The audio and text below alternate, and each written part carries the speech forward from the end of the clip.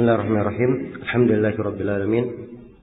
Wassalatu wassalamu ala al-mab'uts rahmatan lil alamin. Nabiyina Muhammad wa ala alihi wa sahbihi man tabi'ahum bi ihsanin ila yaumiddin, amma ba'd.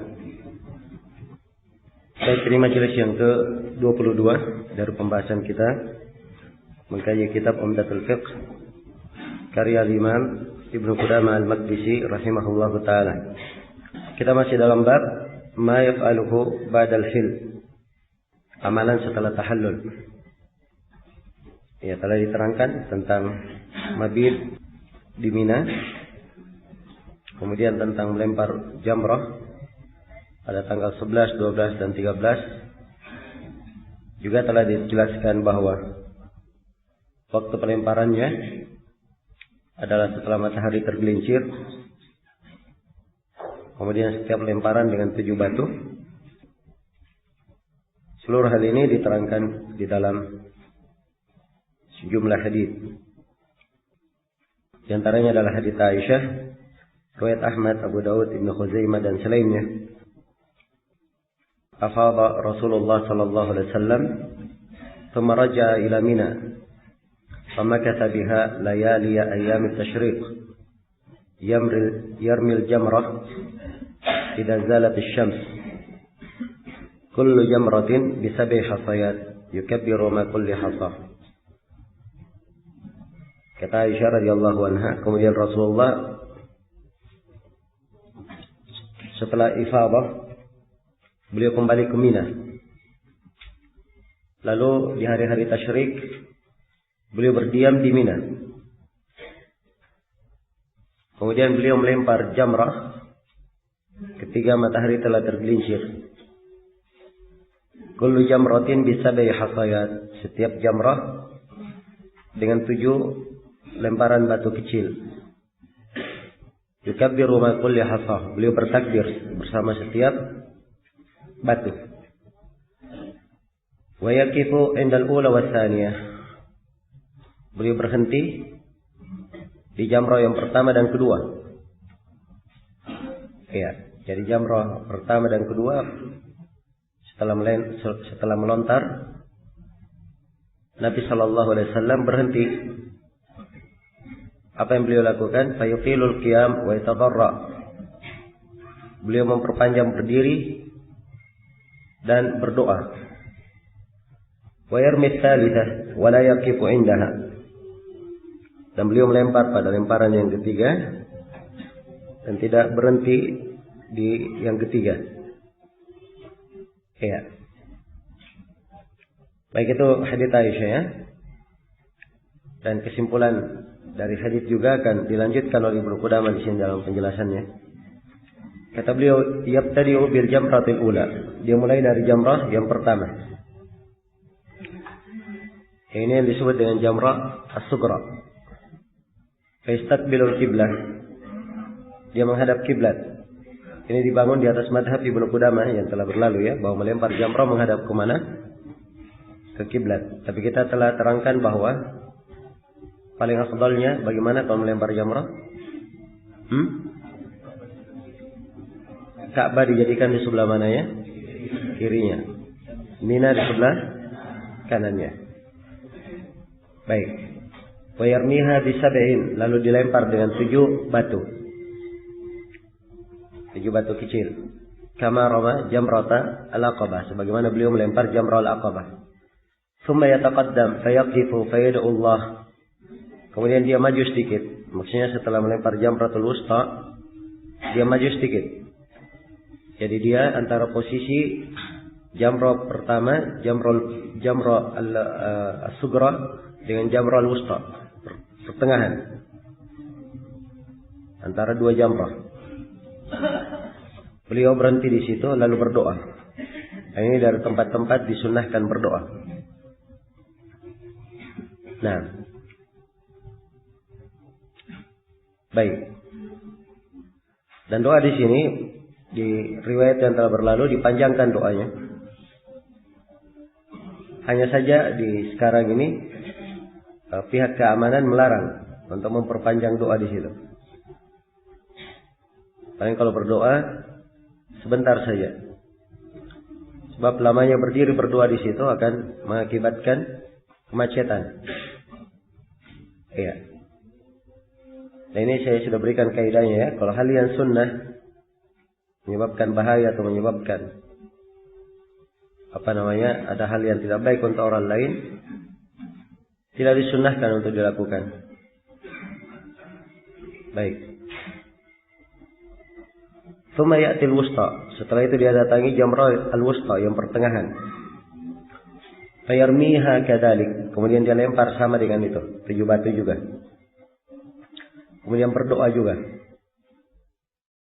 Ya, setelah melempar berdoa. Tsumma yarmi jamratal aqabah. Kemudian dia lempar jamratal aqabah wala yaqifu indaha. Dan tidak berhenti di situ. Jadi 3 kali melempar, doanya berapa kali? 2 kali saja doanya. Antara jamrah pertama dan jamrah kedua doa, dan antara jamrah kedua dan jamrah yang ketiga. Iya, itu 2 kali tempat berdoa.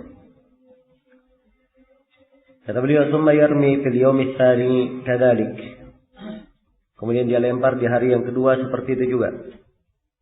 Hari yang kedua tanggal berapa itu? Tanggal 12 Dzulhijjah. Iya. Dan hari yang kedua ini disebut dengan nama hari Yaum An-Nafar Al-Awwal. Hari nafar pertama. Nah, dia lakukan lemparan sama. Dia melempar jamrah, 3 jamrah dengan urutan yang sama dengan apa yang telah diterangkan di hari ke-11. Baik. Kemudian kata beliau, "Fa in ahabba yata'ajjal fi yawmaini kharaja qabla al-ghurub." Maka siapa yang ingin ta'ajjal, dia bersegera dia bersegera dengan 2 hari, maka dia keluar sebelum matahari terbenam. Ya, jadi boleh seorang itu mempersegera. Di Mina dia tidak 3 hari, tapi 2 hari saja. Walaupun lebih afdalnya berapa hari di Mina? 3 hari. Tapi kalau dia ingin bersegera, terburu-buru misalnya, 2 hari pun boleh. Hanya saja kalau dia ingin segera cuma 2 hari, maka dia harus keluar sebelum matahari terbenam. Kalau dia ingin keluar setelah matahari terbenam, ini dia wajib melanjutkan kemana? Ke hari yang ketiga. Iya. Adapun dalil tentang bolehnya mempersegerakan 2 hari, ya di dalam Al-Quran ya, "Faman ta'ajjala yawmaini fala itsma alaihi." Siapa yang bersegera 2 hari, maka tidak ada dosa baginya. Tidak ada dosa baginya. Baik. Dan disyaratkan oleh jumhurul ulama bahwasanya dia harus keluar sebelum matahari terbenam.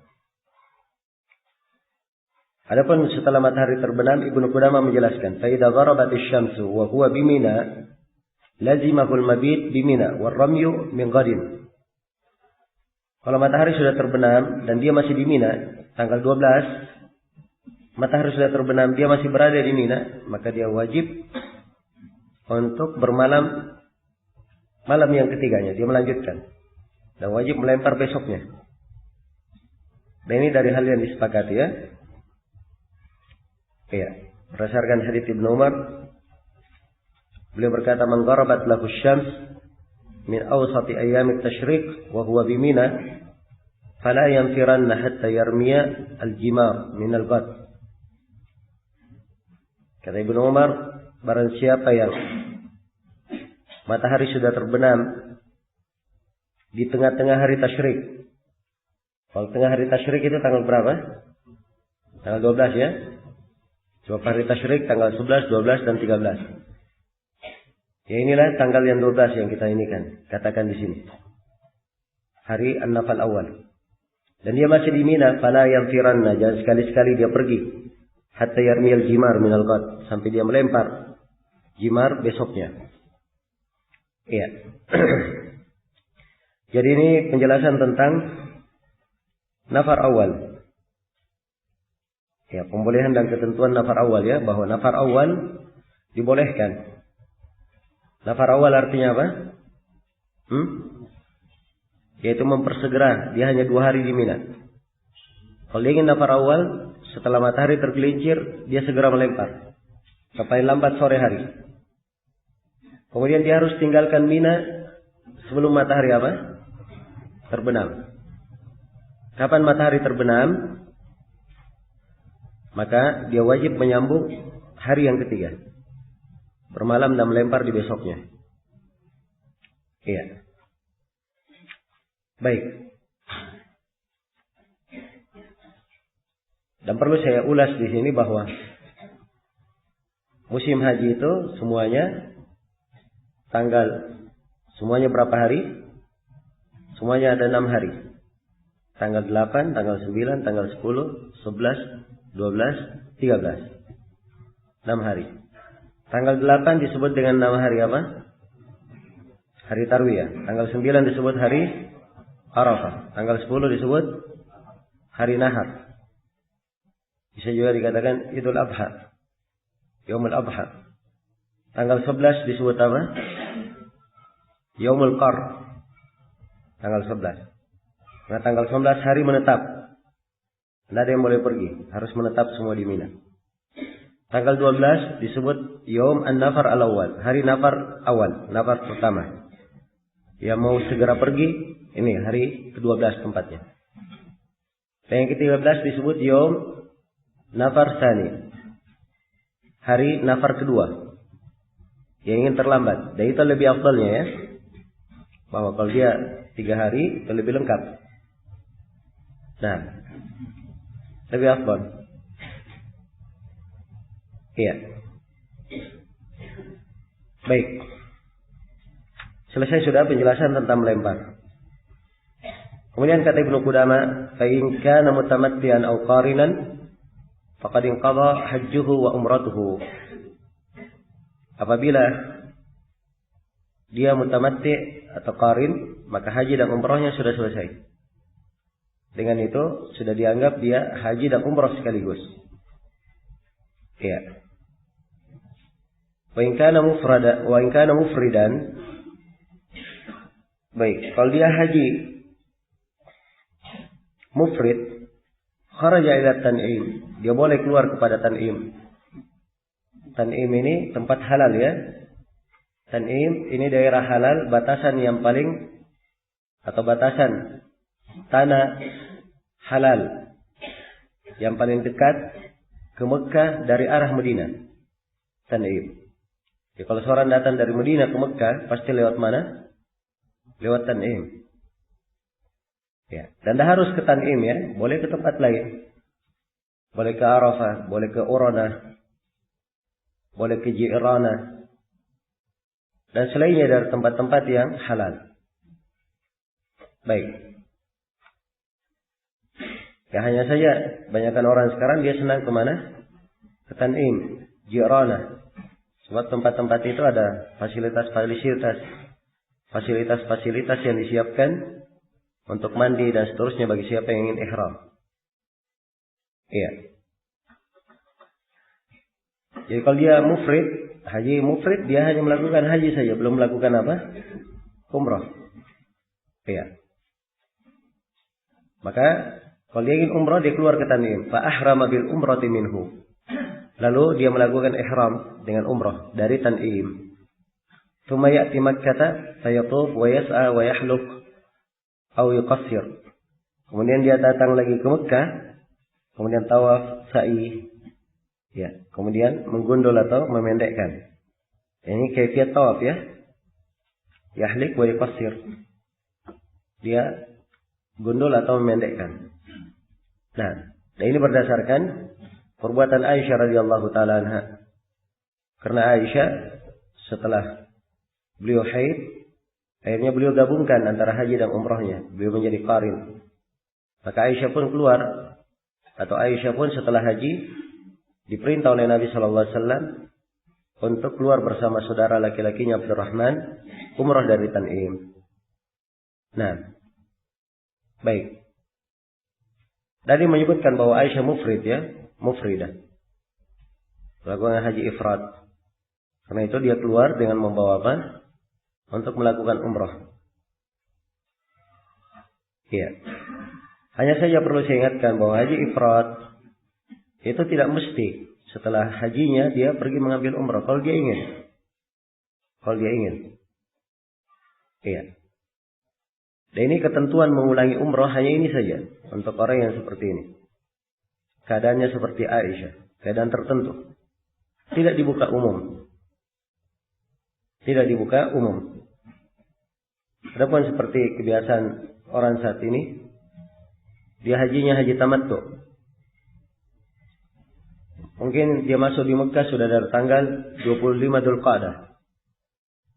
Berarti nunggu masih berapa? Masih berapa hari menunggunya? Masih 13 hari untuk haji. Ya. Katanya mumpung ada waktu 13 hari, sudah tiap hari pergi umrah. Nah, ini tidak disyariatkan ya, sebab tidak seperti kondisinya Aisyah. Aisyah setelah haji selesai. Ini mereka di posisi penungguan haji. Ini keliru. Jelas ya? Tapi kalau dia umrah, kita tidak bisa mengatakan tidak syah. Hanya saja kita tegaskan itu menyelisih sunnah. Menyelisih apa? Menyelisih sunnah. Apalagi di kondisi sekarang ini, orang-orang yang mengulangi umrah ini membuat macet tempat tawaf dan tempat apa?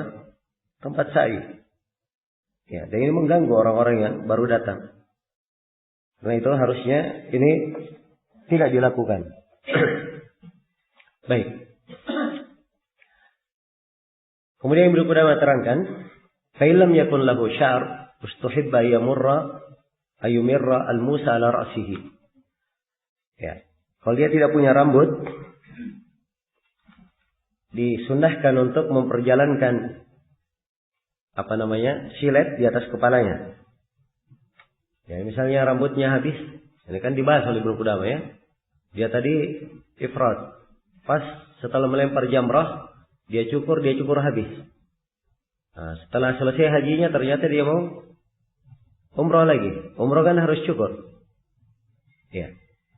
Ternyata tidak ada rambutnya. Apa yang dia lakukan? Ya, kalau tidak punya rambut, kata Ibnu Qudamah, disunnahkan untuk melewatkan saja. Melewatkan apa? Silet di atas kepalanya. Jadi seperti kayak ada rambutnya. Kami lewat saja. Tidak ada rambut yang terambil. Nah, ini hukumnya sunnah ya. Karena telah datang dari sebagian sahabat yang menjelaskan tentang hal tersebut. Ya, walaupun sebenarnya mencukur ini karena ada rambut. Maka apabila rambutnya hilang, gugur kewajibannya.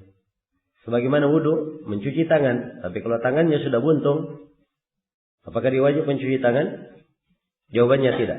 Sama di sini. Ya, tidak ada rambutnya. Maka dia lewatkan saja. Tidak dikatakan kepadanya dia duduk menunggu rambutnya tumbuh baru dia potong. Tidak. Ya, sebab ini tidak difatwakan oleh para sahabat. Ya. Baik.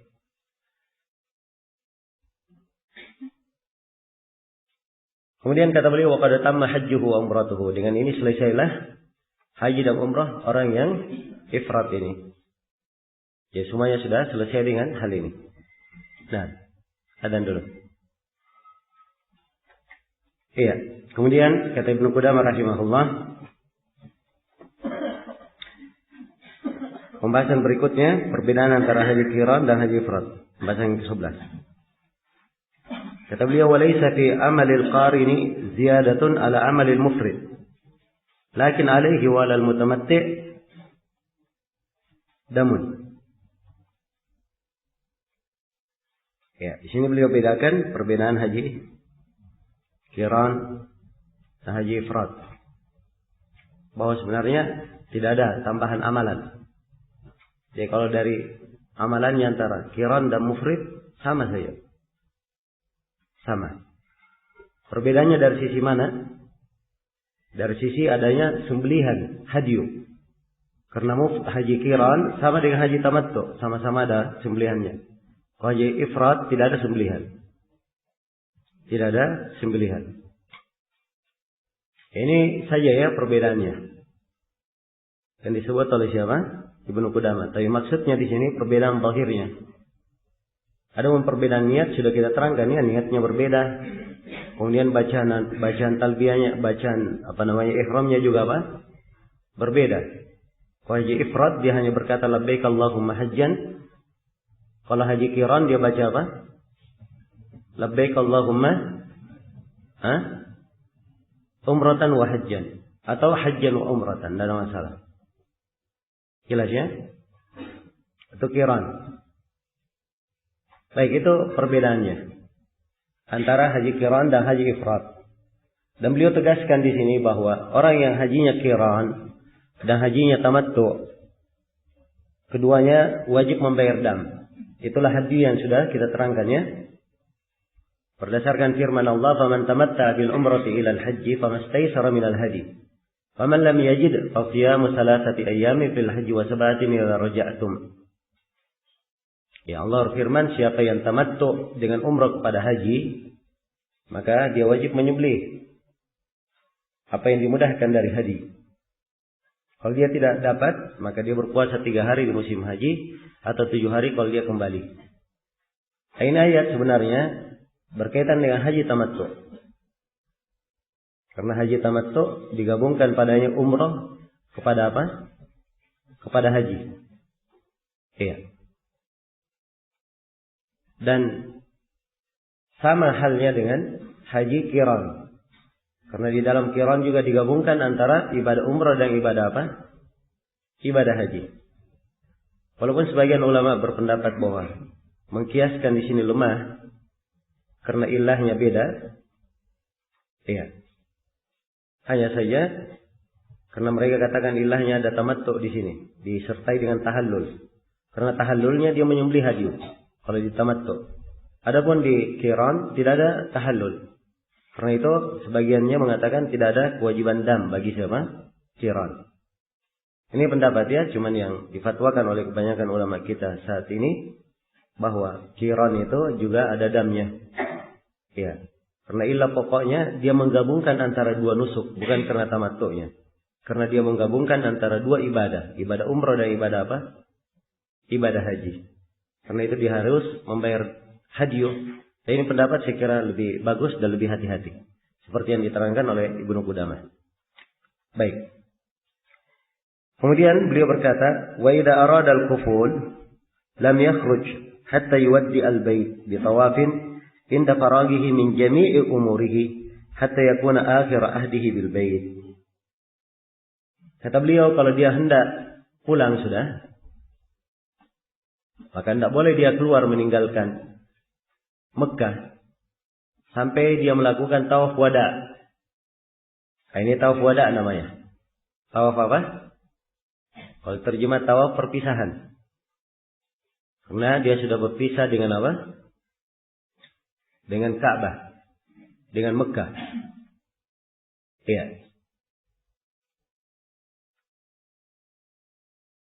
Jadi dia tawaf wada ketika dia sudah selesai dari seluruh urusannya.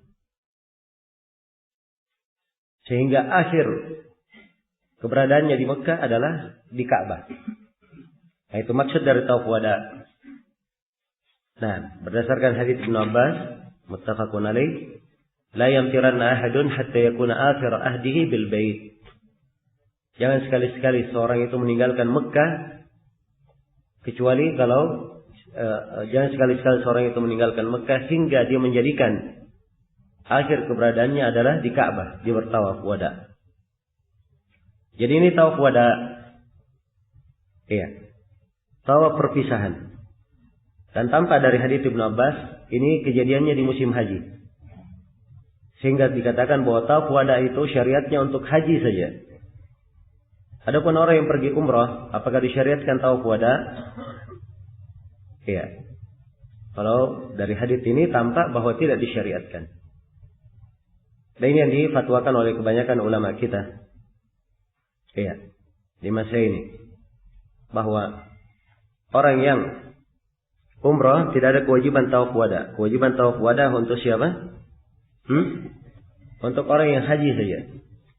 Karena memang haditsnya di pembahasan haji. Baik.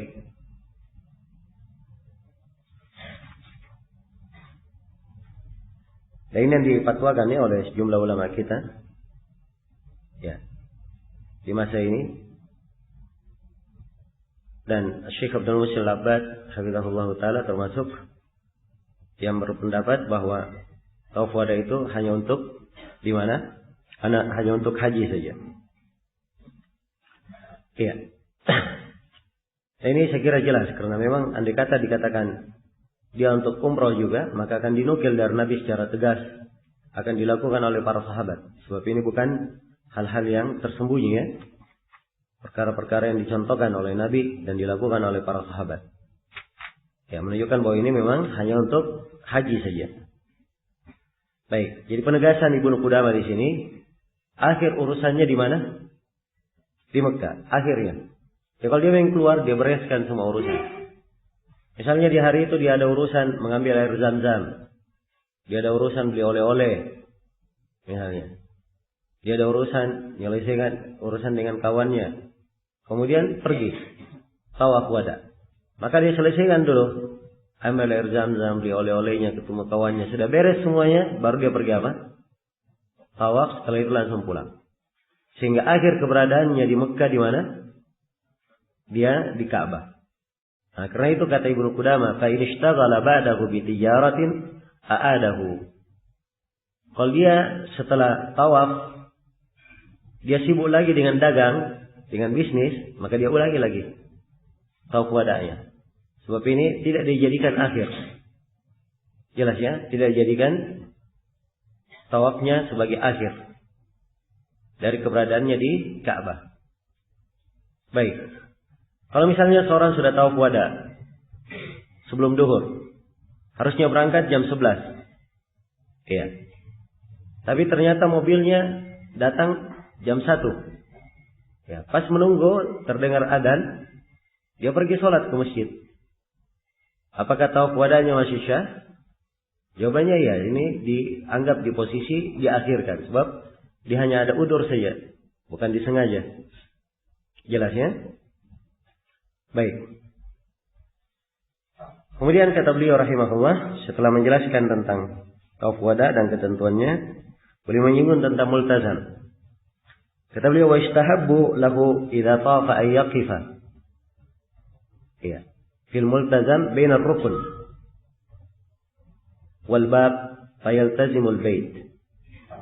Nah, dan disunnahkan kalau dia tawaf dia berhenti. Maksudnya berhenti setelah tawafnya, bukan sementara tawaf ya. Sebab tawaf itu harus berputar. Dia jadikan Ka'bah di sebelah kirinya. Jadi multazam ini setelah apa? Setelah selesai tawafnya. Ya, setelah selesai tawafnya, dia berhenti di multazam. Multazam itu di mana? Antara rukun, yaitu Hajar Aswad, dengan pintu. Nah, itu yang disebut multazam. Baik. Dan dia iltizam di Ka'bah. Dikatakan multazam sebab dia tempelkan dadanya, pipinya, dan tangannya kemana? Ke Ka'bah. Ya, seperti orang yang apa? Berlindung kepadanya. Nah, itulah multazam namanya. Ya, dia diangkat tangannya, terus dia tempelkan dadanya, pipinya kemana? Ke Ka'bah. Ya, dan ini termasuk posisi dari bentuk-bentuk doa, dari posisi-posisi doa. Dan ini dilakukan oleh Nabi Shallallahu Alaihi Wasallam dan para sahabat. Iya. Baik. Dan ini tempat yang terakhir dari tempat yang disunnahkan berdiri berdoa di musim haji. Iya. Baik. Saya simpulkan. Jadi dari musim haji sudah berlalu tempat-tempat berdiri berdoa. Yang pertama, dia berhenti berdoa. Tempat-tempat berhenti berdoa. Sudah kita terangkan semuanya. Saya hanya menyimpulkan sekarang. Di sofa. Pertama, yang kedua. Di Marwah. Yang ketiga? Di Arafah. Yang keempat? Masy'arul Haram. Yang kelima?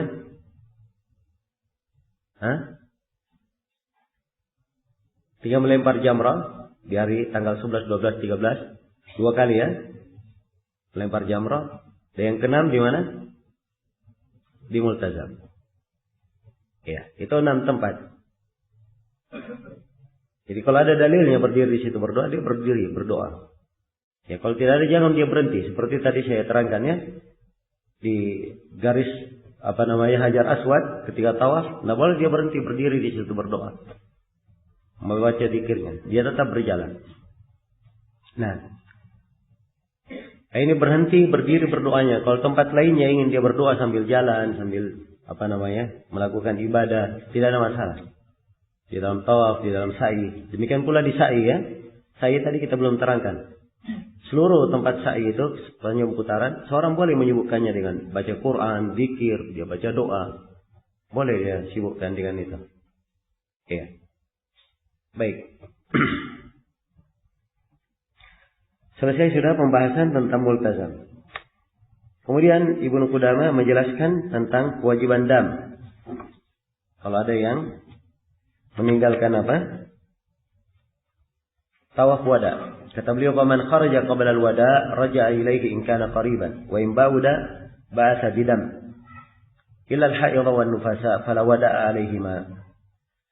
Kata beliau, siapa yang keluar sebelum wada, ada yang meninggalkan Mekah sebelum dia tawaf wada di Ka'bah, kalau dia masih dekat orang itu wajib dia kembali. Nah, wajib dia wajib dia kembali kalau masih dekat. Iya.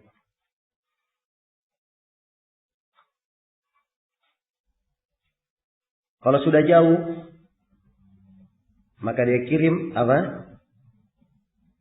Dia kirim dam. Ya, kalau sudah jauh artinya dia sudah tinggalkan Mekah, tidak mungkin kembali lagi kan? Maka kalau tidak mungkin kembali, dia kirim duit saja, belikan kambing untuk disembelih di mana? Di Mekah. Iya. Ilal haid wan nufasa, kecuali perempuan yang haid dan nifas. Fala wada'a alaihima, tidak ada tawaf wada bagi keduanya. Dan ini berdasarkan hadits Ibnu Abbas ya. Illa annahu khuffifa 'anil mar'atil haid. Diberi keringanan bagi perempuan yang haid. Jadi, kalau dia haid, boleh untuk tidak tawaf wada. Itu udzur ya. Jadi setelah tawaf ifadah misalnya seorang perempuan haid, maka dia langsung pulang saja ke rumahnya. Pulang, meninggalkan Mekah setelah selesai semua pekerjaan-pekerjaan haji dan umrahnya. Jelas ya? Baik. Bagaimana kalau misalnya dia keluar ke tempat yang dekat dari Mekah? Ya. Dan dia belum tawaf wada. Misalnya seorang ke Jeddah. Dia ingin ke Jeddah sebentar saja. Ya. Langsung balik lagi ke Mekah. Apa dia tawaf wada dahulu baru dia ke Jeddah? Sebab Jeddah sudah di luar Mekah ya. Atau dia boleh keluar dulu, kemudian balik. Nah, ini dua pendapat ya di kalangan ulama sekarang ini. Kalau Syekh Ibnu Utsaimin beliau bolehkan, karena beliau anggap itu dekat, ya, tidak membahayakan kembali. Ya, dan pembolehan ada nadhairnya, sebab dibolehkan keluar ke tanah halal Aisyah. Ya, menunjukkan bahwa hal yang dekat nggak ada masalah. Kalau dia dekat kemudian balik. Ada Syekh bin Baz rahimahullah. Beliau berpendapat tidak boleh dia ke Jeddah kecuali setelah tawaf wada. Ya. Karena beliau berpegang dengan keumuman hadis bahwa akhir perkara yang harus dia lakukan di Mekah kalau dia tinggalkan Mekah adalah apa? Tawaf wada. Ya wallahu taala alam. Saya sendiri saya sudah sebutkan dua fatwa ya dari ulama di masa sekarang. Ya. Baik. Selesai sudah ya pembahasan tentang kewajiban dam untuk mereka yang tidak menunaikan tawaf wada. Dan telah diterangkan bahwa perempuan haid dan nifas tidak menunaikan tawaf wada. Dengan ini selesai sudah pembahasan tentang amalan setelah tahallul. Hanya saja di akhirnya disebutkan oleh Ibnu Qudamah di sini satu poin lagi. Dan ini kita belum sebutkan di catatannya, harusnya dimasukkan di poin ke-16. Ya. Kata beliau, wa yustahabbu lahuma, dan disunahkan bagi perempuan haid dan nifas al-wuquf inda babil masjid wa du'a. Disunahkan bagi perempuan haid dan nifas, walaupun dia tidak boleh tawaf wada karena haid dan nifas, tapi disunahkan dia berhenti di pintu masjid dan berdoa. Berhenti di pintu masjid dan berdoa. Nah, ini pendapat sebagian ulama ya. Tapi yang benarnya bahwa tidak disunnahkan hal ini.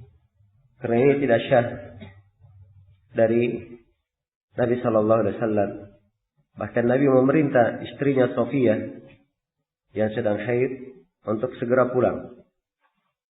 Ya, tanpa disinggung, dia berhenti di pintu mana? Pintu masjid. Dan itu dalam hadis riwayat Bukhari Muslim. Karena itu yang benarnya bahwa ini tidak disyariatkan. Kemudian kita berpindah ke pembahasan berikutnya.